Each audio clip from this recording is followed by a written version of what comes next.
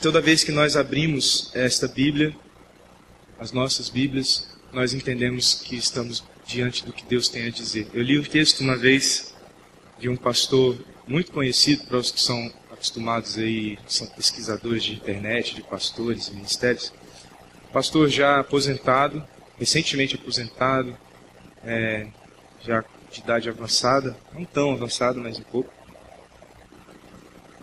Mas um homem que influenciou muito minha vida através dos livros e dos textos e das pregações, um pastor chamado John Piper. E uma vez eu li um texto do John Piper em que ele estava narrando o dia em que ele ouviu a voz de Deus. É um texto curto e muito bonito, porque ele começa dizendo que ele abriu a janela e olhou para fora, tudo que estava diante dos olhos dele, e ele ouviu a voz dizendo: tudo isso eu criei. E aí ele começa a ouvir essa voz falar com ele várias coisas. E no final, você está envolvido por aquela história e você pensa: cara, que experiência magnífica você abrir a janela de manhã do seu quarto e de repente ouvir a voz de Deus falando com você.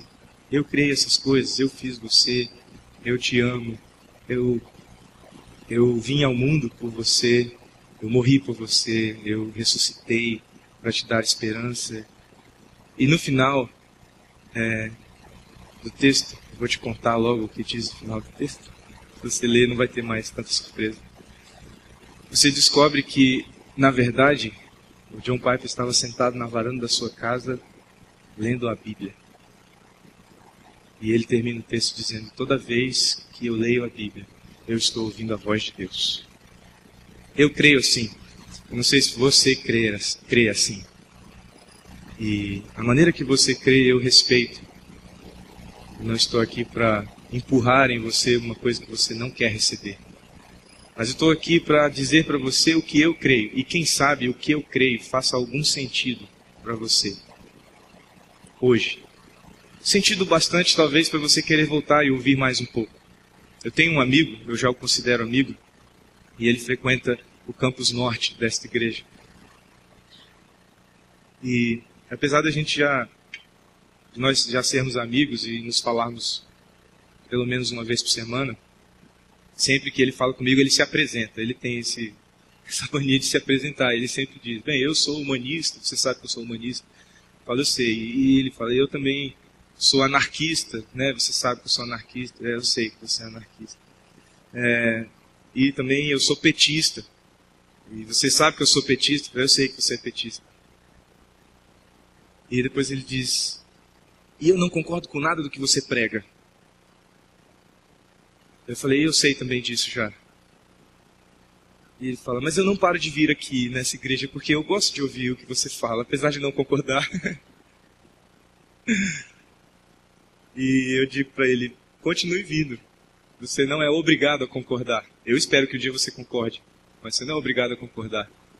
Se um dia você concordar, por favor, me deixe saber como você me deixa saber que você não concorda. Na mesma intensidade. No mesmo empenho. Então hoje eu quero falar com vocês sobre um assunto relativamente difícil. Se você viu pelo Facebook a divulgação que a gente fez pela fanpage, você já sabe. Se você não viu, você vai ver agora aqui no telão. Quero falar com você sobre caos. Quando a gente fala a palavra caos, essa palavra nos remete a uma sensação ruim, a uma sensação de desordem, uma sensação que incomoda, uma sensação que, por mais que ela, de certa forma, descreva a situação do seu quarto, você não gosta de que a sua vida esteja um caos, né? Não sei como você é com o seu quarto, se você ainda é solteiro, né? Se sua mãe todo dia grita com você, se você é solteiro dentro de casa, né? Que aqui nós temos solteiros com a sua própria casa, e aí a casa vira o quarto às vezes, né? Então você chega lá, tem uma frigideira, um ovo, o resto de ovo frito já meio roxo, meio aquela cor de boteco de beira de estrada, sabe qual é? De ovo cozido, né? às vezes a gente faz da nossa casa o nosso antigo quarto, né? Eu não sei. O fato é que por mais desorganizado que você seja, e eu sou um cara desorganizado, bastante desorganizado, eu sou o marido que joga a toalha e deixa em cima da cama, né? Eu sou esse, infelizmente, para minha mulher, né? Eu sou bastante desorganizado. Por mais que você seja desorganizado como eu, a gente não gosta de bagunça. A gente não gosta que a nossa vida esteja uma bagunça. A gente não gosta de estar no meio de uma bagunça, não é mesmo? Quero falar com você um pouco sobre caos, e quando eu pensei em caos, logicamente eu pensei na teoria do caos. Quantos aqui conhecem a teoria do caos? Poucos. Poucos. Não tem luz em cima deles, não? Para eu ver? Quantos aqui conhecem a teoria do caos? Ninguém conhece? Ó. Foi boa essa. Espirituosa. Então, eu também não conhecia muito a teoria do caos. A coisa mais profunda que eu conhecia a respeito da teoria do caos é que o filme Efeito Borboleta foi inspirado nessa teoria, né? Vocês também sabem disso? Se não sabe, vai aí um momento cultural, né? A teoria do caos foi criada por esse cara aqui, chamado Edward Lorenz. Eu não botei a foto dele, só botei o nome dele. Ele foi um cientista século XX, ele faleceu em 2008, e ele era um matemático, meteorologista, e foi ele o teórico que versou a respeito da teoria do caos, que é bastante complicada, né? Porque senão não seria teoria do caos, né? Seria teoria de alguma coisa mais organizada do que o caos. Eu pesquisei, li bastante, li blog, tudo bem, eu confesso, eu li a Wikipédia também, Wikipedia, né, para os que gostam de inglês. Eu li lá e é bastante complicado, mas eu fui procurar o histórico do Efeito Borboleta, que eu gostei muito desse filme, apenas o primeiro, os outros eu achei uma forçação de barra, mas o primeiro é um filme sensacional, a ideia sensacional. E eu peguei essa frase do Efeito Borboleta, diz assim: uma coisa tão simples quanto o bater de asas de uma borboleta pode causar um tufão do outro lado do mundo. Essa é a teoria. E, na verdade, esse termo efeito borboleta é um termo técnico mesmo para a ideia que está inserida na teoria do caos. Essa ideia aqui de que pequenas alterações iniciais podem provocar efeitos desproporcionais. Essa ideia de que o bater da asa de uma borboleta desse lado vai causar um tufão lá no Japão. Desse lado do mundo vai causar um tufão lá no Japão. A teoria do caos, ela trabalha essa ideia de que pequenas atitudes aqui nesta ponta inicial, elas vão desencadeando uma série de repercussões que no final são a causa de efeitos, às vezes, proporção global. Pela teoria do caos, conseguiram, por exemplo, desenvolver a meteorologia mesmo, a previsão do tempo, baseada na teoria do caos.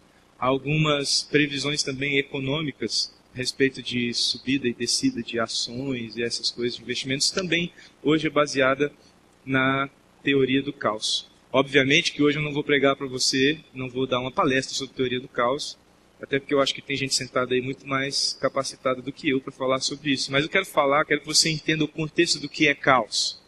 E esse contexto da teoria do caos é importante para nós entrarmos no universo que nós vamos entrar hoje. Quando o caos está instalado na nossa vida, é quase que impossível conseguirmos entender o que nos levou àquele lugar que nós estamos, aquela situação que nós vivenciamos, caótica. Mas é fato, e essa é uma das primeiras coisas hoje que eu quero que você guarde mesmo, é fato que toda a situação que você vive hoje na sua vida é resultado de escolhas que você fez anteriores na sua vida. Ninguém chega a um lugar sem nenhum motivo de estar naquele lugar. Se você chegou a este ponto na sua vida, você chegou porque lá atrás você fez escolhas que te trouxeram até aqui. Todos nós sem distinção de raça, credo, religião, todos nós trilhamos um caminho. Fazemos escolhas que vão traçando um caminho e nos levando a um estágio da vida. Então, a primeira coisa que eu quero que você pense hoje é que às vezes o monstro que você alimentou é o mesmo que te devora. Porque há uma tendência em nós de, quando nós estamos na situação caótica, na situação ruim, na situação difícil, há uma tendência de nos vitimizarmos. Falarmos, não era para eu estar assim, eu não mereço isso, eu não mereço ser tratado assim, eu não merecia ter sido abandonada por ele, ele é um canalha, ela é safada, me largou, eu não merecia isso, coitadinho de mim, eu não merecia isso. E a gente tem uma tendência a olhar para as circunstâncias ruins da nossa vida sempre, ou pelo menos quase sempre, como se nós estivéssemos sendo vitimados por outras pessoas ou pelas circunstâncias sobre as quais nós não temos controle. Mas eu tenho que te dizer isso, eu vou começar com essa má notícia para você, que isso não é verdade. Toda situação que nós vivenciamos em nossa vida, boa ou ruim, tem a ver com escolhas que nós fizemos. E a permanência dessa situação, ser boa ou ruim, também depende das escolhas que nós vamos fazer a partir de então. Obviamente que quando você pensa na morte de alguém, na morte de um ente querido, você deve pensar, mas que culpa tenho eu a respeito da morte do meu pai, da minha mãe, ou de alguém que eu gostava. Não fui eu que escolhi que ele morresse. De fato, não foi você que escolheu que ele morresse. Mas você, a partir daquele momento, pode escolher como você vai lidar com essa situação. E como você vai lidar com essa situação pode reverter a sua história de hoje caótica para uma história de superação, ou de hoje caótica para uma história mais caótica. Antes de eu começar o ministério pastoral, eu já de certa forma pastoreava algumas pessoas. E uma vez eu estava em casa, eram 3 horas da manhã, meu celular tocou. Eu durmo com o celular do lado, assim, na cama. A minha esposa odeia isso, mas eu faço isso mesmo ela odiando. Não sigam o meu exemplo, tá bom? Mas nesse dia foi bom que estivesse do meu lado o celular, porque o celular tocou 3 horas da manhã e eu atendi, meio sonolento. Alô? E do outro lado uma voz nervosa, trêmula, diz: Felipe, me ajuda, Felipe, me ajuda, Felipe. Falei, calma aí, o que está acontecendo? Aonde você está? Quem é você? E aí, na verdade, eu reconheci logo depois quem era. E eu falei, onde você está? Eu estou em tal lugar. Me ajuda, Felipe, por favor, me ajuda. Eu falei, o que você precisa? Eu preciso que você me ajude, porque eu estou desesperado e eu estou querendo me matar. Caos. Eu parei, respirei fundo e falei, você quer que eu vá aí? Ele falou, não, eu não quero que você venha aqui. Eu falei, então o que você quer, pelo amor de Deus, que eu faça para você não pular de onde você quer pular? Eu não sei como é que você quer se matar. Mas pelo amor de Deus, me fala alguma coisa, o que eu faço para te ajudar a sair desse caos? Eu não sei se você já vivenciou na sua vida esse desejo de acabar com a sua própria vida. Eu já vivenciei. Eu já senti o desejo de acabar com a minha própria vida. Eu digo para você, é uma das piores sensações que eu já tive. Porque você olha ao redor, você olha para a sua vida, você não acredita mais em nada que está ao seu redor, você não acredita que aquela circunstância pode mudar, e você vê como a única solução, ou pelo menos a única fuga que realmente vai resolver o seu desconforto, é tirar a sua própria vida. Hoje eu vou conversar com você, estou conversando com você sobre um assunto muito difícil. E nós vamos olhar para uma história na Bíblia, também muito, muito dura, muito difícil. Se você estiver com a sua Bíblia, eu convido você a abri-la no capítulo 10 de um livro do Antigo Testamento, chamado 1 Crônicas. É um livro que você vai abrir a Bíblia no início, sim, e vai andar, talvez a grossura de um livro de mais ou menos 100, 150 páginas, e você vai já estar perto de 1 Crônicas. Se você não estiver com a sua Bíblia, você pode acompanhar aqui, ou se você estiver com a Bíblia no celular, é muito mais fácil, é só você botar lá, Crônicas 10. Pronto, abriu. Né? Nós vamos olhar para esta história. Eu quero começar lendo o início dessa história. Acompanhe comigo a história que nós vamos ler hoje. Uma história que não acaba bem, que não é feliz. Então hoje, eu sinto te informar que o clima hoje é pesado. Capítulo 10 do livro de 1 Crônicas conta assim a partir do primeiro verso. E aconteceu que em combate com os filisteus, eu vou usar o telão aqui. E aconteceu que em combate com os filisteus, os israelitas foram postos em fuga. E muitos caíram mortos no monte de Gilboa, ou Gilboá. Veja a situação. Nós estamos no meio de uma guerra, no meio de uma batalha entre dois povos. O povo filisteu e o povo de Israel eram dois povos que viviam nesse tempo constantemente em conflito. Um dos conflitos mais famosos entre os filisteus e os israelitas é o conflito que muita gente conhece, até os que não são muito acostumados com Bíblia, leitores de Bíblia, que é a famosa luta entre o pequenino homem chamado Davi e o gigante chamado Golias, ou filisteu. Golias era um grande guerreiro do povo filisteu e ameaçava o povo de Israel.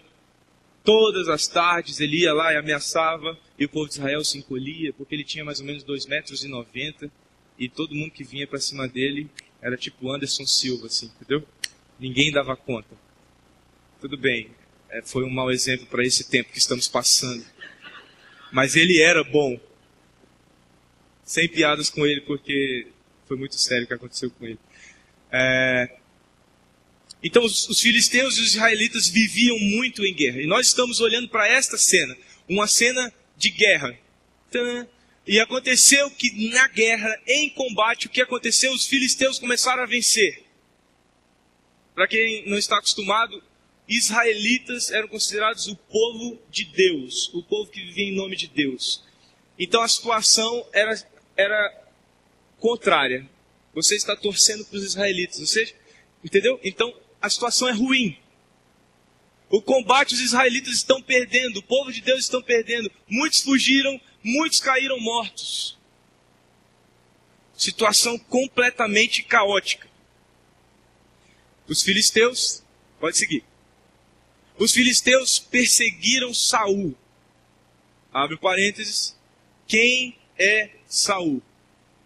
Naquele tempo, o rei de Israel. O rei deste povo chamado israelita. E eu vou falar com você mais sobre Saul, mas vamos seguir até onde eu quero no texto por agora, e depois eu vou falar sobre Saul. Os filisteus perseguiram Saul, o rei dos israelitas, e os seus filhos, e mataram Jonatas, Abinadab e Malquisua. Nomes muito legais para você botar nos seus filhos. Jonatas é legal, mas Abinadab parece trava-língua, né? Os filisteus perseguiram Saul e seus filhos e mataram os 3 filhos de Saul. O combate foi se tornando cada vez mais violento em torno de Saul. Veja, Saul era o rei de Israel, um guerreiro por natureza. Estava no meio do combate, vendo seu povo sendo dizimado, muitos dos seus guerreiros fugindo covardemente. Ele olha para o seu lado mais próximo e vê seus filhos já caídos no chão, mortos. O combate se tornou caótico. Saul estava ali de pé ou de joelhos ou em cima do cavalo, não sei aonde ele estava, mas o fato é que ele olhou para o lado e em torno dele havia caos. Em torno de Saul havia caos. Há momentos na nossa vida que nós nos sentimos assim. Olhamos para os lados, olhamos ao redor e dizemos: lascou.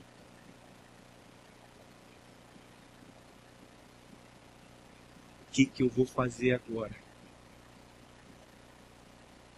Não há mais solução. Não há o que fazer. Está tudo um caos. Até que os flecheiros o alcançaram e o feriram gravemente. Além dele estar desesperado, perdido no meio daquela batalha, perdendo a batalha, vem uma flecha perdida, ou não perdida, e atinge ele e o fere gravemente. Então, Saul ordenou ao seu escudeiro. Congela a cena. Saul está no meio da batalha, perdendo a batalha, sua situação é caótica, desesperadora, não há o que fazer. Ele viu seus filhos sendo mortos, seus guerreiros fugindo, outros também sendo mortos, e além de tudo, depois de enxergar tudo isso ao seu redor, ele leva uma flechada que o impossibilita de continuar lutando por sua própria vida, que dirá pela história, pela vitória. Saul está no meio do caos. E no meio do caos, ele dá uma ordem. Ele não diz, volta. Então Saul ordenou ao seu escudeiro. Ele deu uma ordem. Vamos voltar no tempo. Quem é Saul? Saul foi o primeiro rei de Israel. No tempo anterior a Saul, o povo de Israel vivia em tribos separadas. E cada tribo tinha um líder, naquele tempo conhecido como juiz.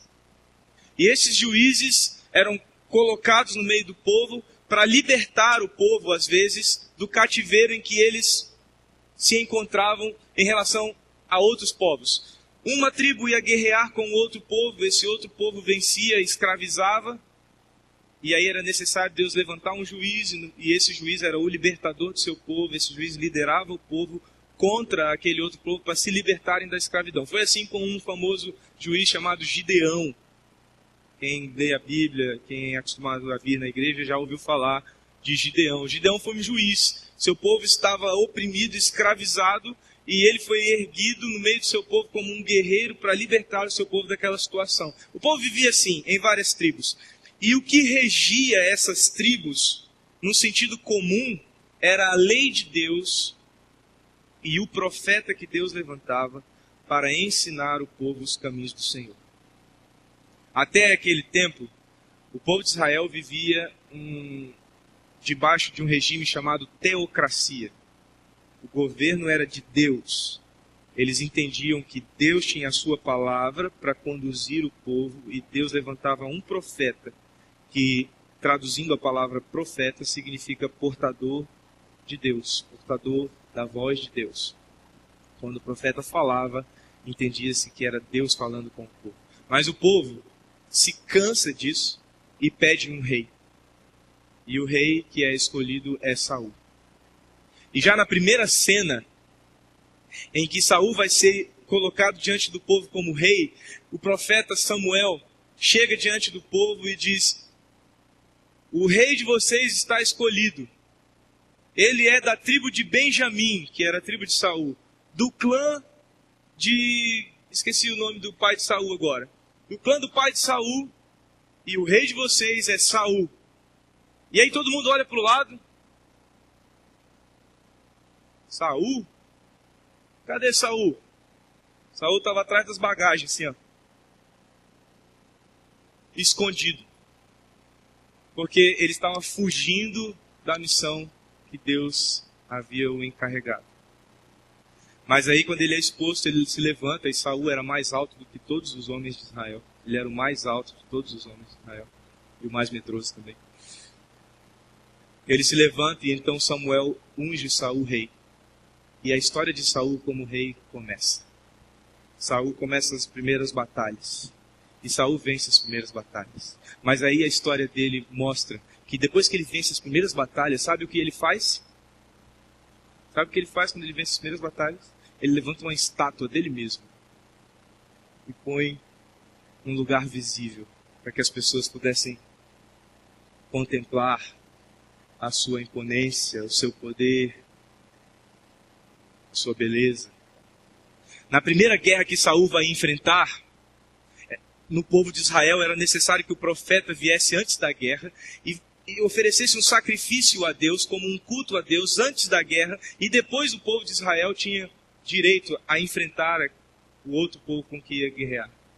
Mas Saul, na primeira guerra em que foi liderar o povo de Israel, ele estava lá sentado, e Samuel não havia chegado, o profeta, para poder oferecer o sacrifício, e Saul começou a olhar para o lado e viu uns guerreiros indo embora para lá, outros guerreiros indo embora para o outro lado, o exército começando a se dissipar, a se espalhar, a perder a sua formação. Então Saul, ansioso, como ele era, ele pega o animal, mata o animal, faz o sacrifício e oferece a Deus. No lugar do profeta, ele faz o papel que não era dele. O profeta, quando chega, diz: Saul, porque você não obedeceu a Deus? O seu reino, que era para ser um reino perene, vai acabar em você. Você não terá descendência reinando em seu lugar. E aí Saul continua o seu reinado. E mais para frente, Saul conhece um homem chamado Davi. E Davi vai e mata Golias, o gigante. E depois que Davi mata Golias, o gigante, sabe o que acontece? O povo começa a cantar uma canção. O povo começa a cantar a canção: Saul matou milhares, Davi dezenas de milhares. E aí o coração de Saul se enche de inveja. E ao encher-se de inveja, Saul começa uma perseguição sem fim a Davi, querendo matá-lo a qualquer custo. E vivia atrás de Davi. Davi teve que fugir para cavernas, fugir para o deserto, fugir para lugares inóspitos, querendo escapar das mãos de um rei inseguro, de um rei medroso, de um rei ansioso, de um rei que não sabia o que fazer com o seu reino. De um rei que não sabia o que fazer com a missão que foi dada. De um rei que não sabia quem ele realmente era. Ou quem ele realmente deveria ser. Em uma outra batalha, Saul recebe de Deus uma ordem. E Deus diz a Saul: Saul, você vai vencer esta guerra e você não vai trazer para o seu povo nenhum dos despojos que a guerra gera. Não traga para o seu povo escravos, não traga para o seu povo animais, não traga para o seu povo riquezas, tesouros, utensílios, não traga nada. Destrua tudo e deixe lá. Não traga nada. Mas Saul, quando vai, guerreia contra esse povo, ele vê que esse povo tem algumas coisas bem legais. Vou destruir isso, mas isso é tão legal. E aí ele pega e guarda. Poxa, vou acabar com toda essa boiada aqui. Esses bois bonitos, tudo cevado, bonito, gordinho. Um churrascão, olha a picanha que esse boi dá. Vou guardar para mim também. E essas mulheres? Cada escravinha que eu vou te falar, viu? Ou lá em casa. Aí ou lá em casa, ele pega as escravinhas e leva para casa dele. E aí ele desobedece a Deus. Estamos diante da história de um rei ansioso, medroso, desobediente, inseguro. O rei quer matar Davi e um dia o rei vai para uma caverna. Ele está numa investida à procura de Davi e ele encontra uma caverna, ele entra nessa caverna para fazer o que ninguém pode fazer em seu lugar. Você me entendeu? Todo mundo entendeu? Ele entra na caverna e ele vai fazer o que ninguém pode fazer em seu lugar. E aí, enquanto ele está fazendo o que ninguém pode fazer no lugar dele, atrás dele, mas não na mira, atrás, mas com segurança, estava escondido Davi. no escuro da caverna. Imagine um rei, na posição em que ele estava, procurando matar Davi, e Davi atrás dele com seus companheiros de batalha, com suas armas em punho, o rei sem armas, sem preparo. Davi pensa, vou matar. Mas por um instante Davi pensa, eu não posso ir contra um rei, porque o rei é escolhido de Deus. E eu não tenho o direito de ir contra um homem que é escolhido de Deus, por mais que ele mereça. Então Davi apenas passa a espada e tira um pedaço da orla da veste de Saul. E quando Saul termina de fazer o que ele tinha que fazer, ele sai da caverna e atrás dele está Davi com algo na mão. Não é isso. É o pedaço da orla da veste de Saul. Ele segura o pedaço da orla e diz, rei! E o rei se volta para trás e diz, Davi! Ele diz, Saul, eu estava aqui dentro da caverna todo o tempo, sentindo o odor. Não, ele não disse isso. Eu estava aqui dentro da caverna, você veja como eu te amo.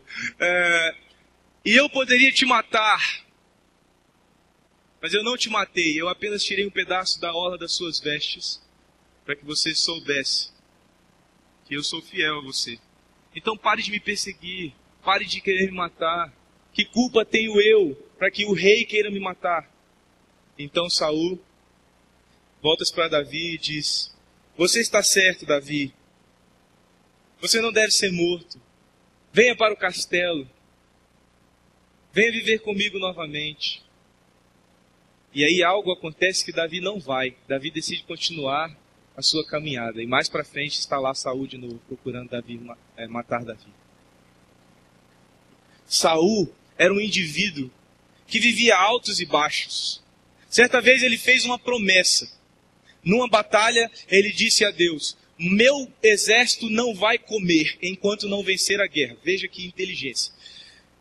O meu exército não vai comer enquanto vencer a guerra. Acontece que no meio da guerra o exército dele estava completamente sem energia para batalhar. Eles entram numa floresta e na floresta havia mel derramado no chão. E todos olham aquele mel e falam, meu Deus, quero mergulhar nesse mel.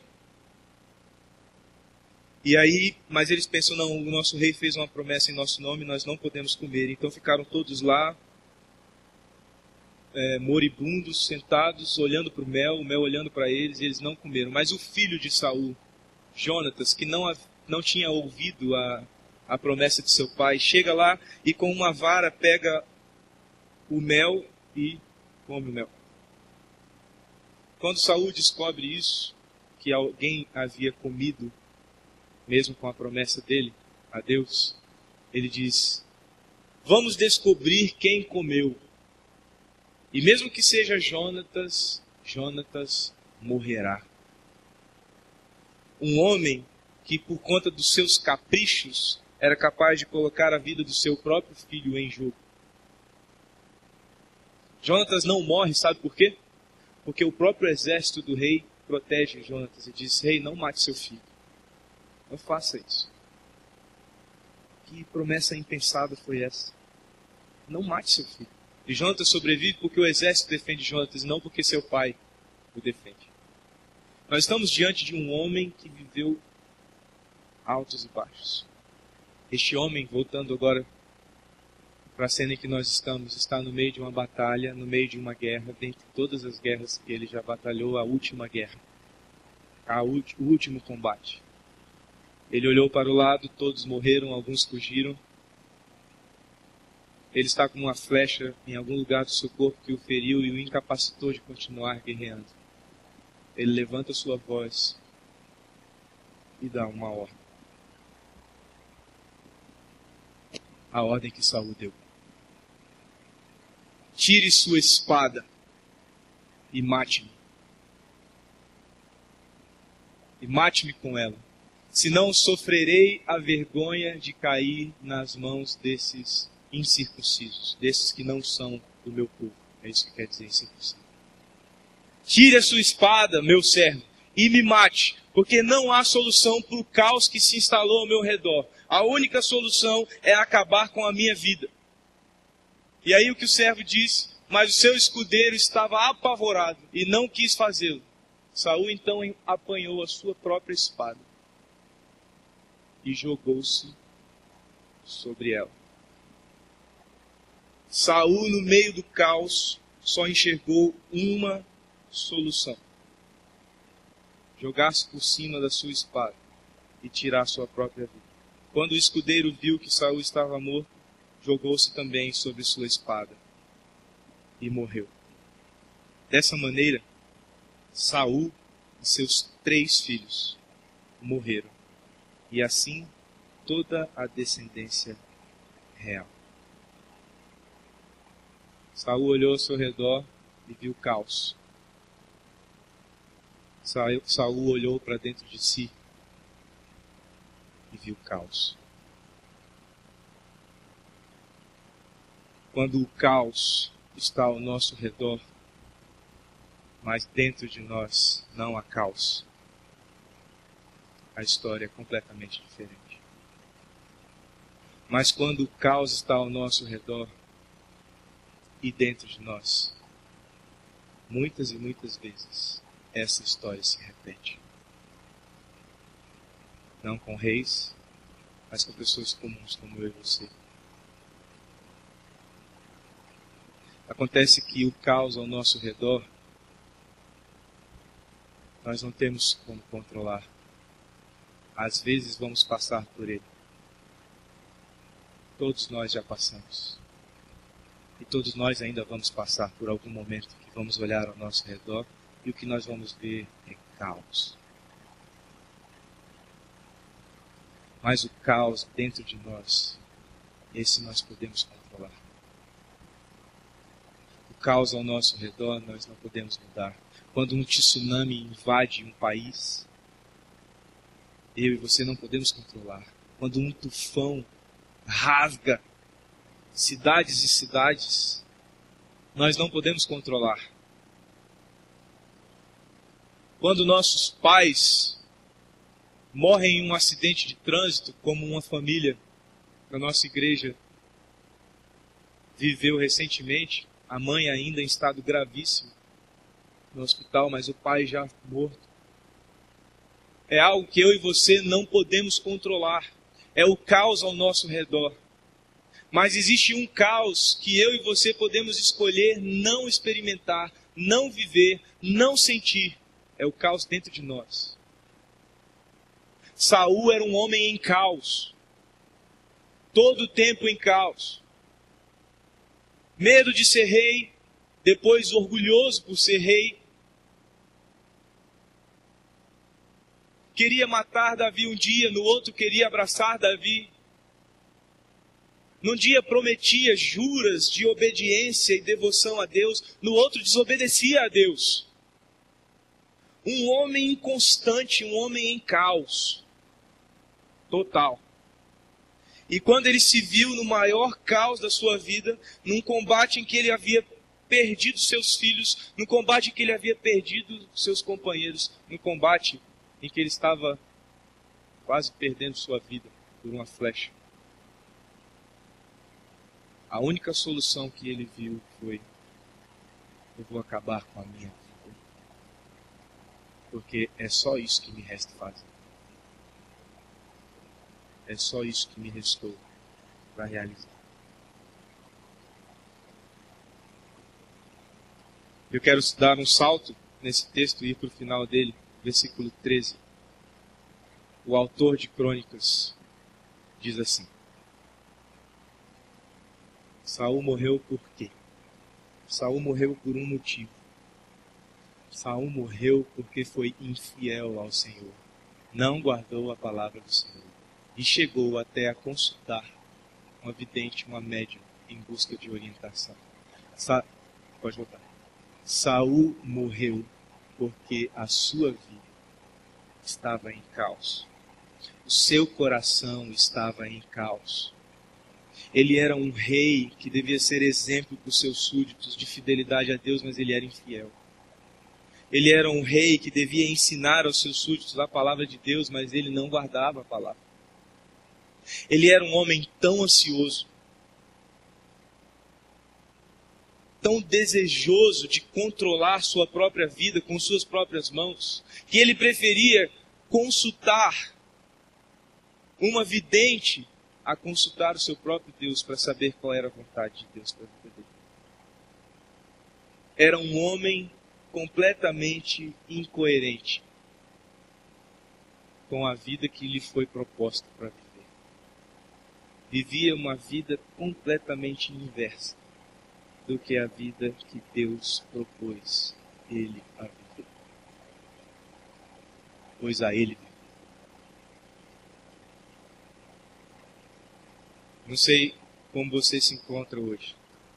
Se a sua vida está um caos, ou se a sua vida está um caos. Mas a respeito do caos ao seu redor, você muitas vezes não pode fazer nada. Mas a respeito do caos que está dentro de você,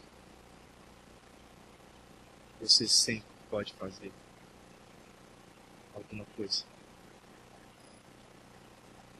Vou dar um salto com você na história. E eu vou ler para você e não está aqui projetado. Quero que você preste atenção. Nós vamos para um dos evangelhos, o Evangelho de Mateus.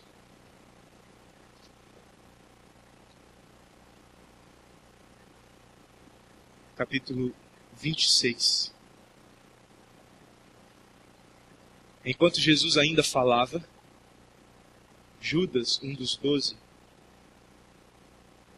chegou Judas, um dos 12. Com ele, Judas, estava uma grande multidão armada de espadas e varas, enviadas pelos chefes dos sacerdotes e líderes religiosos do povo. O traidor Judas havia combinado um sinal com eles, dizendo-lhes: aquele a quem eu saudar com o beijo é ele, prendam-no.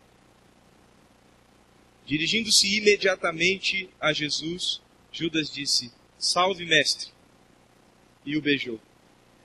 Jesus perguntou: amigo, o que o traz?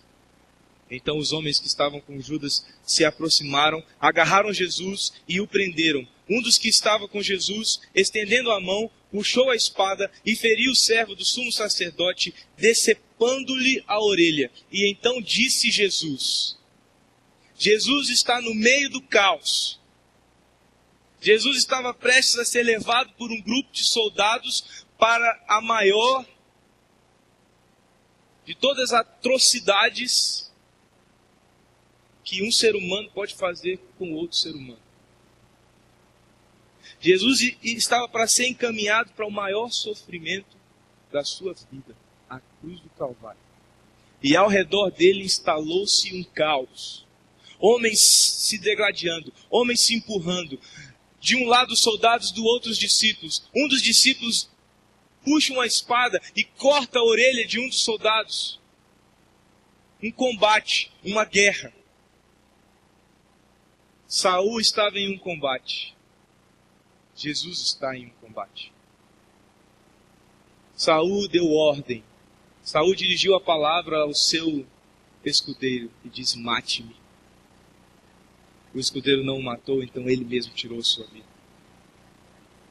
Jesus se voltou também para o seu discípulo. Jesus diz ao seu discípulo: guarde a espada.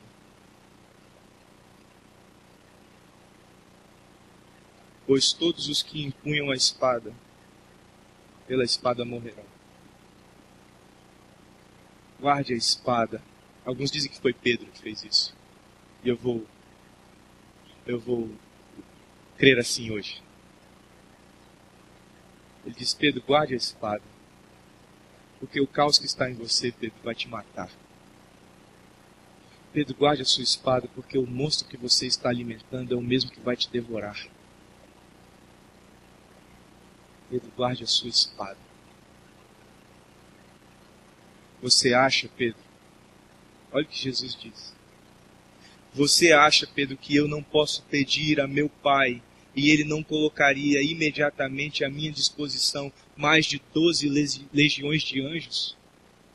Pedro, você acha que eu estou aqui porque eu estou em caos? Porque eu estou perdido? Você acha realmente, Pedro, que estamos vivendo isso porque eu não sei o que fazer? Porque eu não sei como me defender? Ele diz: Pedro, como se cumpririam as escrituras que dizem que as coisas deveriam acontecer desta forma? Naquela hora Jesus disse à multidão: estou eu chefiando alguma rebelião para que vocês venham prender-me com espadas e varas? E o outro evangelho de Lucas, conta que Jesus pega a orelha arrancada pela espada e coloca de volta no rosto do homem que veio prendê-lo e cura aquele homem.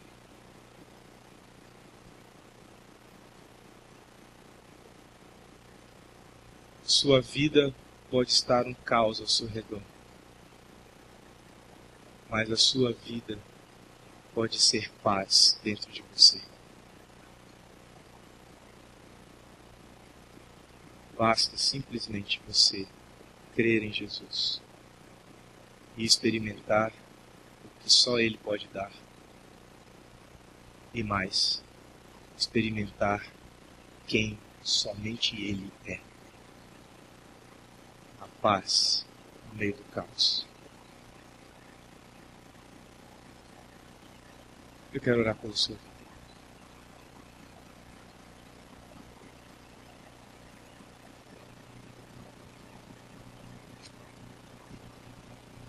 Senhor, caos eu já experimentei, dentro e fora de mim. E eu sei que muitos jovens que estão aqui hoje já experimentaram, ou talvez estejam experimentando hoje, caos ao redor e dentro de si. A Tua palavra nos mostra, Deus, um homem em caos, perdido. Mesmo tendo sido escolhido por Ti, completamente perdido a respeito de si. E porque nunca cuidou do caos que havia em si, Saul terminou sua vida sem esperança, sem redenção. Mas quando nós olhamos para Ti, Jesus, no meio do caos, a paz em forma de homem, dizendo: guardem as espadas. Enquanto um homem no caos diz: pegue a sua espada, o homem da paz diz: guarde a sua espada. E hoje eu quero dizer para você que está aqui, em nome de Jesus, guarde a sua espada. E deixe esse Deus, esse Salvador, transformar o caos que há em você em paz. Porque aí mesmo que o caos continue ao seu redor, você viverá. E a sua história continuará a ser contada. Nessa noite eu quero fazer um convite a você. Você que deseja o homem da paz dentro de você. Jesus Cristo. Transformando o caos dentro de você em paz. Se você deseja isso hoje na sua vida, eu quero convidar você a ficar de pé onde você está. Eu quero orar por você.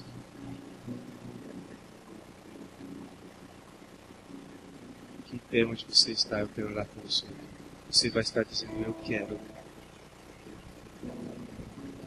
quero esta paz no meio do caos. Senhor, veja que há jovens de pé, dizendo: eu estou no meio de um caos. Mas eu não quero o caos dentro de mim. E este caos dentro de mim eu posso escolher não tê-lo. E hoje eles estão escolhendo não ter, Senhor. O teu apóstolo Paulo diz: hoje não sou eu mais quem vivo, mas Cristo vive em mim. E a vida que hoje eu vivo, vivo na fé no Filho de Deus, que se entregou, morreu por mim. Hoje esses jovens de pé estão dizendo: é isso. É isso. Cristo em mim, a esperança da glória. Cristo em mim, a paz no meio do caos. Cristo em mim, para que a minha história continue a ser contada.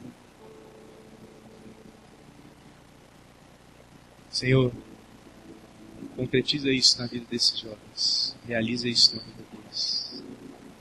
Por teu amor, por tua graça, por tua misericórdia, eu peço. Em nome de Jesus. Amém.